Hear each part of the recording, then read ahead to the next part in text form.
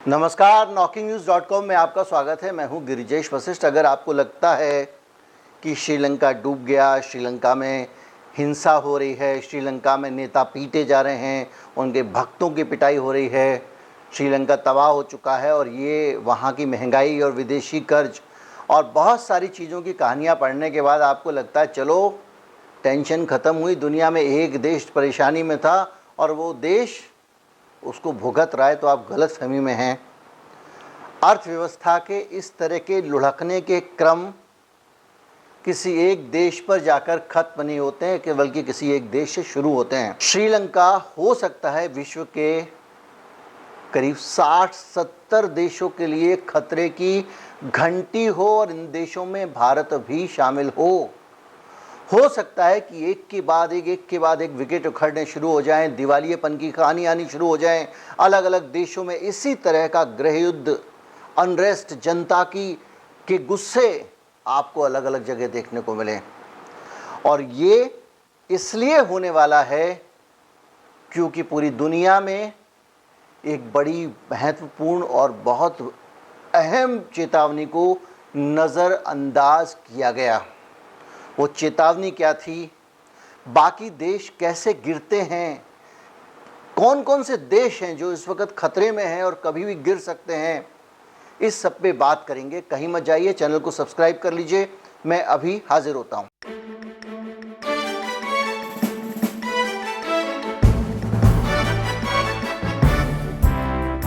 जिस दिन यूक्रेन में रूस घुस रहा था उस तारीख से सिर्फ 9 दिन पहले 15 फरवरी को विश्व बैंक ने एक भयंकर चेतावनी जारी की थी। उस चेतावनी की तरफ किसी का ध्यान नहीं गया। विश्व बैंक ने साफ साफ कहा था कि पूरी दुनिया तबाही की तरफ बढ़ रही है। उसके बावजूद यूक्रेन में रूस ने घुसपैठ की और उसके बावजूद वर्ल्ड बैंक को मानने वाले अमेरिका ने पूरी दुनिया में ऐसे सैंक्शन लगाए कि सारी दुनिया गड़बड़ा गई, लड़खड़ा गई। दुनिया अगर अन्न संकट झेल रही है तो इन प्रतिबंधों के कारण, दुनिया अगर ईंधन का संकट झेल रही है तो इन प्रतिबंधों के कारण, लोगों की अर्थव्यवस्थाएं गड़बड़ा रही हैं तो इन प्रतिबंधों के कारण, विदेशी कर्जा अगर देश नहीं छुड़ा पा रहे हैं तो इन प्रतिबंधों के कारण। कैसे जानने के लिए आप उस वर्ल्ड बैंक की रिपोर्ट को समझिए। और वो चेतावनी कहती है कि पूरा विकासशील विश्व ऋण संकट से जूझने वाला है। वैसा ही ऋण संकट, वैसा ही उधारी का संकट जैसा कि श्रीलंका के सर पे था, यानी कर्जा चुकाने के लिए किसी देश के पास पैसे न होना। और ये बाकायदा उसने अपनी रिपोर्ट में 70 देशों का जिक्र किया, दुनिया के 70 देशों का जिक्र किया जिन पे $11 बिलियन का कर्ज है और उन्होंने अपनी औकात से बाहर कर्जा ले लिया है और उसको वो चुका नहीं पा रहे हैं। मैं जानता हूँ आपने मेरे वीडियो देखे हैं, मैं जानता हूँ आपको अभी याद आ रहा होगा कि भारत ने कैसे अपना कर्जा दुगना कर लिया है हाल के कुछ सालों में, कैसे कर्जा लेने के लिए लपलपा और लपक रहा है हमारे देश की सरकार। अब क्यों है वो, इस पूरी कहानी को सुन के शायद आपके दिमाग में आए, लेकिन ये कहानी में वो वाला हिस्सा भी बहुत बाद में आने वाला है। और इन देशों का जो कर्ज का बोझ है $11 बिलियन का, वो 2022 के अंदर, ये मैं नहीं कह रहा हूँ, ये वर्ल्ड बैंक की रिपोर्ट कह रही है, इन देशों को कुचल सकता है। कर्ज के बोझ में ये दब के मर सकते हैं। और ये रिपोर्ट आने के 9 दिन बाद यूक्रेन में घुसपैठ हो जाती है और पूरी तरह से इकोनॉमिक फॉरकास्ट जो थे इन देशों के लिए वो और ज़्यादा खतरनाक हो जाते हैं। क्योंकि जो देश पहले से ही विदेशी कर्ज से डूब रहे थे, जब डॉलर भी महंगा हो जाएगा, चीज़ों का संकट भी हो जाएगा। देखिए, 3 तरह से दुनिया में देश चपेट में आते हैं, 3 चीज़ें उनको कुचलती हैं, 3 चीज़ें उनके लिए बहुत बड़ी मुसीबत बनने वाली हैं। और वो 3 चीज़ें पता है कौन कौन सी हैं? पहली चीज़ अन्न का संकट, फूड सिक्योरिटी। दूसरी चीज़ एनर्जी सिक्योरिटी यानी ईंधन का संकट। और तीसरी चीज़ इकोनॉमिक सिक्योरिटी, जैसे कि आपके यहाँ पे मान लीजिए देश में पैसा कम हो जाए, डॉलर कम हो जाए, धन कम हो जाए, विदेश व्यापार कैसे करेंगे, जीडीपी आपकी गिर जाए। और ये तीन चीज़ें आपको हर तरफ से मारती हैं। और ये वर्ल्ड बैंक की जो रिपोर्ट है, ये इन तीनों आधार पर इन देशों की व्याख्या कर रही है। और ये रिपोर्ट कह रही है कि बढ़ता खाद्य संकट, बढ़ता ऊर्जा संकट और टफ फाइनेंशियल क्राइसिस ने देशों की ज़िंदगी मुश्किल कर दी है। और इन देशों की जो टोटल आबादी है, यानी दुनिया की कितनी आबादी इससे प्रभावित होने वाली है, इसका अंदाज़ा लगाना तो ये बता दूं 1.7 बिलियन आबादी इससे प्रभावित होने वाली है। और ये पूरी दुनिया में जो मानवता है उसका 5वां हिस्सा है। यानी इस पूरी धरती पर रहने वाले जो लोग हैं उनमें से हर 5वां आदमी इन डूबते हुए देशों की कश्ती में सवार है। 69 देशों में तीनों तरह के जोखिम हैं, यानी एनर्जी क्राइसिस, फूड क्राइसिस और इकोनॉमिकल क्राइसिस, फाइनेंशियल क्राइसिस। और 69 देशों में से 19 देश लैटिन अमेरिका के देश हैं, 25 एशिया पैसिफिक के देश हैं और 25 अफ्रीकन देश हैं। इजिप्ट से अगर बात करें तो गेहूं का दुनिया का सबसे बड़ा इंपोर्टर इजिप्ट है। रूस और यूक्रेन उसके सप्लायर होते थे, ये दोनों युद्ध में डूब गए हैं। तो इजिप्ट फूड सिक्योरिटी के मामले में गड़बड़ा गया है। पिछले महीने ही इजिप्ट ने कहा था कि उसके पास गेहूं का 3 महीने का ही स्टॉक बचा हुआ है, यानी कि अब 2 महीने का स्टॉक बचा है। उसने किसी तरह से भारत से मांगा था गेहूं, लेकिन भारत के अपने हालात ऐसे हैं और दुनिया के WTO के नखरे ऐसे हैं कि भारत ने, सरकार ने तो बहुत कोशिश की, गेहूं एक्सपोर्ट नहीं कर पाया। ट्यूनीशिया की हालत भी ऐसी है, उसका GDP का 60% के कर्ज है उसके ऊपर। 60% मतलब 100%, उस देश की जितनी GDP है उतना उसके ऊपर कर्ज है। और यानी जो कहलाता है ये GDP टू डेब्ट रेशियो कहलाता है। और जो व्यापार घाटा है उस देश का वो 88,000 मिलियन डॉलर है। और ऐसी हालत में वहाँ की महंगाई दर 7% पहुँच गई है, जो ट्यूनीशिया के लिहाज से बहुत ज़्यादा है। और वहाँ पे भी लोग जल्दी ही जनता के गुस्से को झेलने वाले हैं। और लेबनान में भी यही वार्निंग जारी की गई है। पश्चिम एशिया में, जो पश्चिम एशिया का स्विट्ज़रलैंड माना जाता रहा लेबनान, उसकी हालत इतनी ख़राब है कि 2020 में जो बेरूत ब्लास्ट हुआ था, आपको याद होगा, अचानक एक बहुत बड़ा धमाका हुआ था। उसने लेबनान की जो फूड स्टोरेज की कैपेसिटी थी उसको पूरा तबाह कर दिया था। और उसके बाद वहाँ पे फूड क्राइसिस लगातार चल रहा है। भोजन के दाम 11 गुने हो गए हैं। और लेबनान में पाउंड चलता है, जो उनका लेबनीज पाउंड है, उसकी अपनी कीमत 90% तक कम हो गई है। यानी जो $100 होता होगा वो $10 रह गया है। GDP का 360% कर्जा हो चुका है लेबनान पे। 80% गेहूं यूक्रेन से मंगवाता था। अब आप फूड क्राइसिस की कल्पना कर लीजिए। लेबनान में सूरजमुखी के तेल का भी संकट हो गया, क्योंकि वो भी रूस और यूक्रेन से आता था। बाकी जगहों पे तेल का क्या हाल है आपको पता है, इंडोनेशिया ने एक्सपोर्ट बंद कर दिया है। अर्जेंटीना में सूखा पड़ गया है तो वहाँ से तेल नहीं मिल रहा है। लेबनान में $150 मिलियन का वर्ल्ड बैंक से लोन ले रहा है ऑलरेडी। और उसके बाद में चौथा नंबर आता है अर्जेंटीना का, जिसका मैंने भी जिक्र किया। सूखा पड़ा है, ऑयल एक्सपोर्ट करते हैं, कौन सा सोयाबीन का तेल, हो नहीं पा रहा है।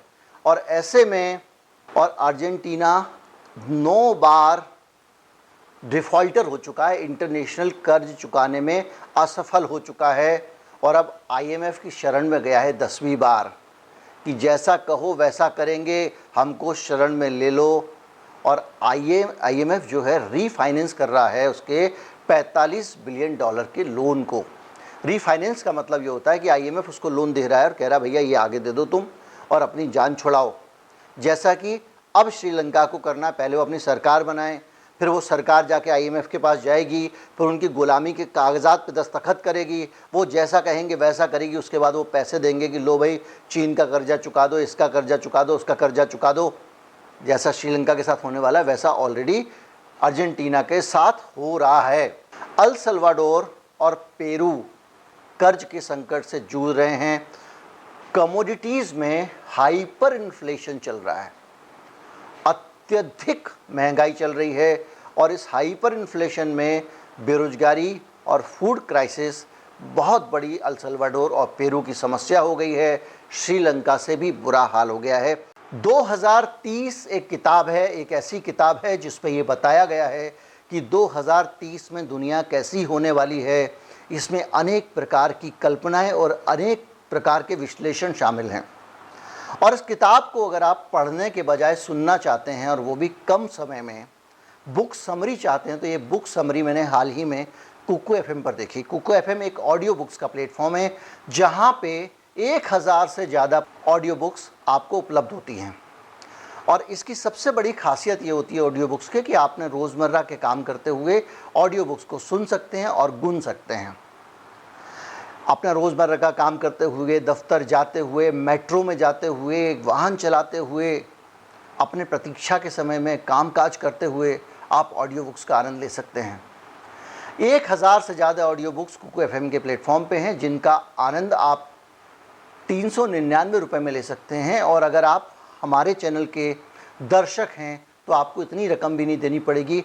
आपको जो 250 दर्शक हैं, पहले 250 दर्शक, उनको ये आधे दाम में मिल जाएगी। और उसके लिए आपको करना कुछ नहीं है, एक कूपन कोड है KN50 KN50, उसको आपको वहाँ पर डालना होगा। कैसे जाना है इसके लिए लिंक डिस्क्रिप्शन में आपको मिल जाएगी और उसके ज़रिए आप आराम से उनकी सेवाएं ले सकते हैं। इस वीडियो के प्रायोजक भी कुकू एफएम हैं। अफ्रीका में आप जाएं तो अफ्रीका में घाना, इथियोपिया, केन्या और साउथ अफ्रीका, ये भी उसी दिशा में बढ़ रहे हैं। सब लोग किनारे किनारे पहुंच गए। ये किसकी रिपोर्ट है? ये वर्ल्ड बैंक की रिपोर्ट है जो मैं आपको बता चुका हूं। और ये कह रहे हैं कि ये कर्ज ना चुका पाने के झंझट में सारी अर्थव्यवस्था जूझ रही है। $70 बिलियन का केन्या पर कर्ज हो गया है जो जीडीपी का 70% है। अभी याद रखिएगा ये आंकड़ा, ज़्यादातर 70% से ऊपर वाले देश हैं ये। आईएमएफ में $244 मिलियन का लोन पहले ही ले रखा है इन्होंने। किसने? केन्या ने। मतलब आईएमएफ से $240 मिलियन का लोन पहले से इनके ऊपर। साउथ अफ्रीका में जीडीपी का 80% कर्ज चल रहा है, यानी 70% से भी ऊपर, और राज्य में के धराशायी होने की हालत है। और ये डर लग रहा है कि 2021 का, मैंने आपको याद होगा वीडियो बनाए थे कि किस तरह से वो बनाना रिपब्लिक बन गया था। यहाँ भारत के कुछ गुप्ता बंधु थे, सरकार को पूरा उन्होंने कब्जा कर लिया था, सारी इंडस्ट्री उनके पास थी, प्रधानमंत्री उनके इशारे पर नाचता था। और किस तरह से वहाँ पे जुलूम और भारतीयों के बीच में संघर्ष हुआ था, किस तरह से मारपीट हुई थी। और अब ये डर लग रहा है कि 2021 वाला वो दौर फिर से न लौट पाए। 2021 पुरानी है, पिछले साल की बात है। टर्की में जीडीपी का 54% लोन है। टर्की में महंगाई की दर 70% पार कर गई है और जीडीपी फोरकास्ट 3.3 का हो गया है। और टर्की 50,000 टन गेहूं मंगा रहा है भारत से। भारत से तो एक्सपोर्ट बंद हो गया है, यानी टर्की भी फूड क्राइसिस के नज़दीक पहुंच गया है। और ये भूलिएगा नहीं कि ये सारी रिपोर्ट जो मैं आपको बता रहा हूं कि यूक्रेन वार शुरू होने से पहले की है। संकट इसके बाद कई गुना हो गया है। जिसके पास में फूड क्राइसिस था वो फूड क्राइसिस बढ़ गया, क्योंकि अब उनको सारा जो गेहूं मंगा रहे थे, जैसे भारत से मंगा रहे थे, नहीं मिल रहा है। इंडोनेशिया के तेल का हाल मैंने बता दिया। और इस सारी चीज़ के बीच में उनका कर्ज भी महंगा हो गया, क्योंकि जो कर्ज की किस्त चुकाते थे, डॉलर का दाम बढ़ने के कारण इन सब देशों के सामने एक संकट खड़ा हो गया। केवल एक करेंसी है जिसके आगे डॉलर का दाम बढ़ा नहीं है, कम हुआ है, और वो है रूस का रूबल।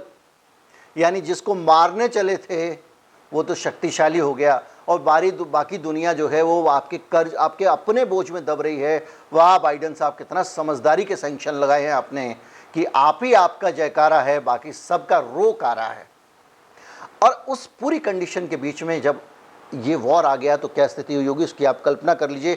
अभी और बता रहा हूँ कि WHO का कहना है कि आने वाले एक साल में 10 से 15% इकोनॉमी अपना कर्ज चुकाने की स्थिति में नहीं होंगी। 10 से 15% इकोनॉमी अपना कर्ज चुकाने की स्थिति में नहीं होंगी एक साल के अंदर। और अगर इसके अंदर ये युद्ध के बाद के हालात अगर जोड़ लें तो ये और 20 से 25% हो जाएगा।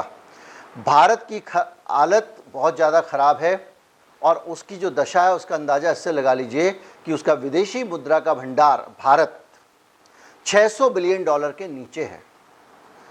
और कर्ज हमने अपना हाल ही में कुछ 7-8 सालों में दुगना कर लिया। खूब कर्जा लिया, पता नहीं पैसा कहाँ खर्च हो रहा है, इसका हिसाब तो अब नई सरकार आएगी तो पता चलेगा। और ये जो कर्ज हमको चुकाना है उसकी जो किस्त है इस सितंबर में हम चुकाएंगे, वो 256 बिलियन डॉलर का कर्ज हम चुकाने वाले हैं। और भारत के पास अगर 600 में से 256 बिलियन डॉलर आपने डॉलर चुका दिए तो आपके बटुए में कितना बचेगा, इसकी आप कल्पना कर ले। कुल 153 लाख करोड़ का कर्ज हो जाएगा अगले साल मार्च में भारत के ऊपर। 2014 में ये 53 लाख करोड़ का था। 53 लाख करोड़, 153 लाख करोड़। कुछ कर्ज आपने और लिया, कुछ डॉलर के कारण उसका दाम बढ़ गया। व्यापार घाटा भारत का 2022 में 18.51 बिलियन था। निर्यात के मुकाबले देश का आयात, मैंने परसों ही वीडियो बनाया था, 24% ज़्यादा है। बाहर माल कम भेजते हो, अंदर माल कम लाते हो। थोड़ी इसमें आशा है, वो बताऊंगा आपका। और 2014 के बाद से भारत की सरकार अमीरों का 11 लाख करोड़ का लोन माफ़ कर चुकी है। और इस साल के आखिर तक जो अंतर्राष्ट्रीय बाज़ार है उसकी क्या स्थिति रहने वाली है ये मैंने पूरी आपको बताई है। और उसमें भी जो वस्तुओं के दाम हैं वो आसमान में जाने वाले हैं, क्योंकि हर चीज़ डॉलर से तय होती है और डॉलर बहुत महंगा हो गया है। तो अब जो आपका इंपोर्ट होगा और महंगा होगा और डॉलर का खजाना जल्दी जल्दी खाली होगा। इतनी कम रकम के साथ कितने लंबे समय तक खींचेंगे आप? 3 महीने, 6 महीने, 8 महीने। मानता हूँ भारत के पास में कुछ चीज़ें ऐसी हैं सकारात्मक जो उसको उम्मीद जगाती हैं। हम सबको उतना नाउम्मीद नहीं होना चाहिए, लेकिन एक छोटा सा उठापटक चीज़ें बदल सकता है। एक छोटी सी उठापटक चीज़ें बदल सकती हैं। देखिए, भारत के पास में फूड सिक्योरिटी है।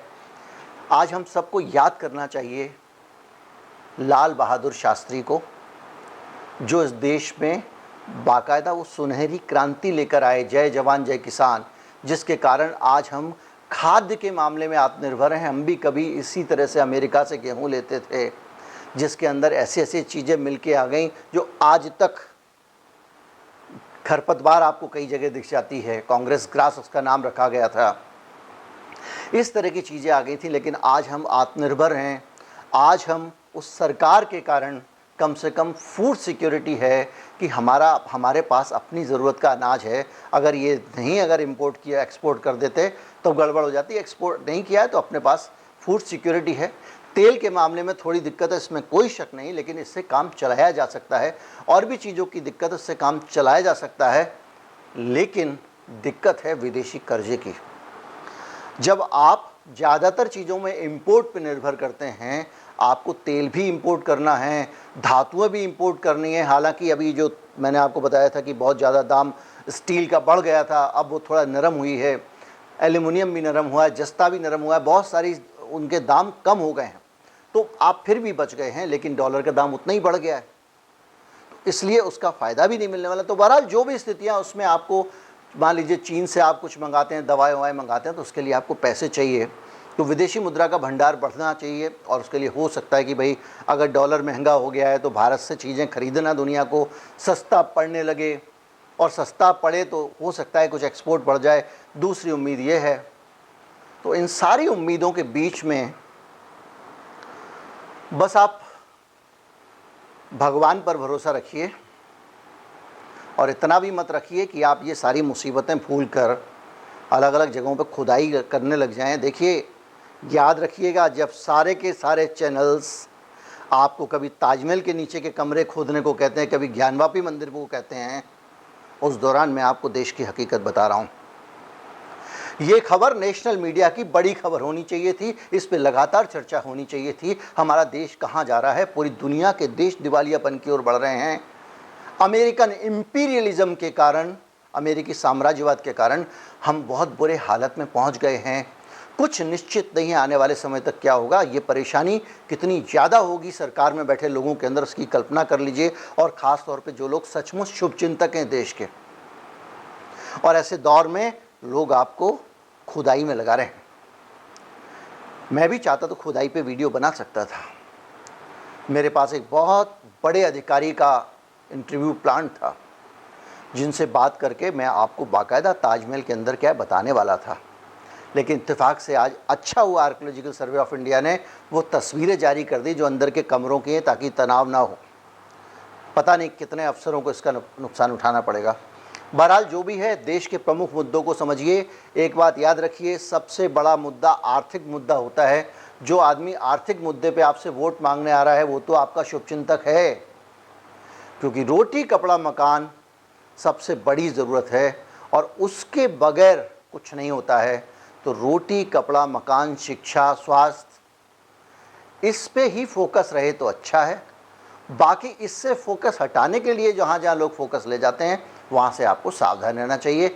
और कुल मिला के जो दशा है दुनिया की, वो ये सोचने पर मजबूर करती है कि हो सकता है, क्यों अमेरिका की अर्थव्यवस्था भी अब गड़बड़ा रही है। जब पूरी दुनिया गड़बड़ाती है तो कोई नहीं बचता है। हो सकता है कि ये रिपल इफ़ेक्ट हमारे लिए मुसीबत बन जाए। और ये ऐसा मैं अनुमान खाली में नहीं लगा रहा हूँ, ऐसा दुनिया में पहले भी हो चुका है और इस तरह से रिपल इफ़ेक्ट्स ने पूरी दुनिया को बर्बाद किया है। 1982 में मेक्सिको ने हाथ खड़े कर दिए। 80 के दशक की बात बता रहा हूँ कि वो कर्ज चुकाने की हालत में नहीं है। इसके बाद मेक्सिको डूबा। मेक्सिको के बाद में एक के बाद एक देश डूबते चले गए। मैं अगर ये कह रहा हूँ कि श्रीलंका के बाद दूसरे देश डूबने वाले हैं तो वैसे ही नहीं कह रहा हूँ। ब्राज़ील डूबा, चिली डूबा, अर्जेंटीना डूबा, कोलंबिया डूबा, वेनेजुएला डूबा, पेरू डूबा और इक्वेडोर डूबा। डीप रिसेशन आया, हाई इन्फ्लेशन आया, महंगाई आसमान पर चढ़ गई, बेरोजगारी बढ़ गई, उधार सिर पर था और ग्रोथ स्लो थी। और वही स्थितियां, वही इतिहास फिर रिपीट होता दिख रहा है। उम्मीद करता हूं कि आप समझ रहे होंगे कि इसके पीछे जिम्मेदार कौन है। जो देश कर्ज में नहीं थे उन देशों को कर्ज में डाला गया, जिनके पास खाना नहीं था उनको फूड संकट में डाला गया। दो इम्पोर्टेंट सोर्स एनर्जी के और फूड के ब्लॉक कर दिए गए। एक युद्ध से ब्लॉक हो गया, दूसरा प्रतिबंधों से ब्लॉक हो गया। और इन पहले से कमज़ोर और गरीब देशों को वर्ल्ड बैंक की रिपोर्ट आने के बावजूद घोंट दिया गया, उनको मरने के हालात में पहुंचा दिया गया। पता नहीं कितने लोग मरेंगे, कितनी अशांतियां होंगी, कितने गृह युद्ध होंगे, कितना तनाव होगा, लेकिन उनको क्या फ़र्क पड़ता है। वो बड़े बड़े देशों वाले हैं, उनके अपने देश भले ही दूसरी सिटीजनशिप लेके भाग रहे हैं, कल मैंने बताया था वीडियो में।